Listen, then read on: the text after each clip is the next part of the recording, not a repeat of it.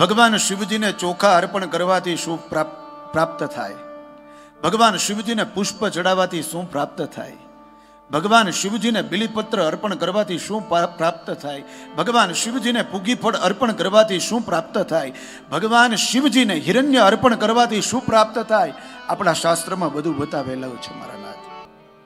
ગંધા પાંતુ સોમંગલ્યમ ચાસ્તુ ઇતિ ભવંતો બ્રવંતુ.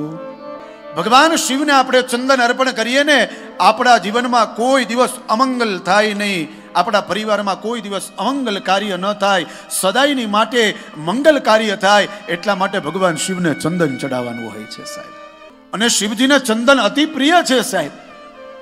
જે વ્યક્તિનો સ્વભાવ બહુ ક્રોધવાળો હોય ને, એને નિત્ય સવારે સ્નાન કરીને ભગવાનની પૂજા કરીને કપાળમાં ચંદન લગાડી લેવું, એટલે આખો દિવસ એનો ટાઢો રહીએ.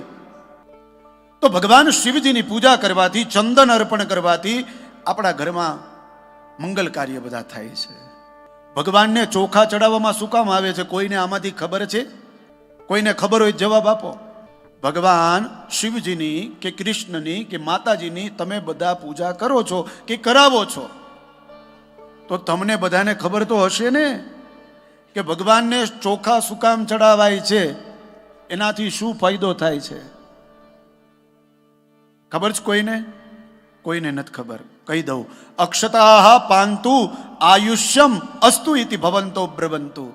ભગવાનને ચોખા અર્પણ તમે કરો ને, એ તમારું આયુષ્ય લાંબુ કરે છે, એટલા માટે ચોખા અર્પણ થાય છે. આ બ્રાહ્મણની પૂજામાં પણ આવે, પુણ્યવાચનમાં. અને ભગવાનને તમે જ્યારે અર્પણ કરો ત્યારે પણ આ જ અર્થ આવે. ભગવાનને પુષ્પ શું કામ ચડાવાય? સારા દેખાય એટલા માટે? તો કે નહીં.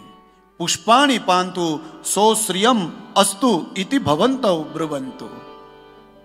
આપણું શ્રેય થાય ને એટલે આપણે ભગવાનને પુષ્પ ચડાવીએ છીએ. દક્ષિણા ભગવાનને શું કામ અર્પણ કરાય છે? બ્રાહ્મણ પૂજા પૂરી કરે એટલે એમ કે ભગવાનના ચરણોમાં યથાશક્તિ ભેટ અર્પણ કરજો કે ને. શું કામ અર્પણ કરવી જોઈએ દક્ષિણા? સંસ્કૃતમાં બતાવ્યું છે, દક્ષિણા પાંતુ બહુ ધનમ અસ્તુ ઇતિ ભવંતુ બ્રવંતુ. જો વધારે તમારે ધન જોતું હોય તો પહેલે તમે સમર્પિત કરો તો વધારે ધન તમને મળે. દક્ષિણા પાંતુ બહુ ધનમ અસ્તુ. એકના 11 આપ્યા પરમાત્મા.